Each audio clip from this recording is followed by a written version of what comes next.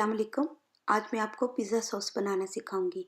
Pizza sauce बनाने के लिए हमें जिन अज़ा की ज़रूरत है वो ये हैं: 10 अदद टमाटर, आधा चाय का चम्मच खुश्क तुलसी के पत्ते, 1 चाय का चम्मच ओरिगानो, 1 खाने का चम्मच कुकिंग ऑयल, आधा चाय का चम्मच सुर्ख मिर्च पाउडर, आधा चाय का चम्मच नमक, 1 चाय का चम्मच लहसुन का पेस्ट, 1 चाय का चम्मच पार्सली। एक देगची में कुकिंग ऑयल और लहसुन का पेस्ट डाल दें और इसे हल्का सुनहरा होने तक पकाएं। टमाटरों के ऊपर से छिलका उतारकर इन्हें ग्राइंड कर लें। अब ग्राइंड किए हुए टमाटर और बाकी की तमाम अज़ा देगची में डाल दें और इसमें चम्मच चला लें। फिर इसे दरमियानी आंच पर गाढ़ा होने तक पकाएं। वक्फे वक्फे से इसमें चम्मच चलाते रहें। तकरीबन 10 मिनट पकाने के बाद सॉस गाढ़ी हो जाएगी। अब आंच बंद कर दें। अब पिज़्ज़ा सॉस तैयार है।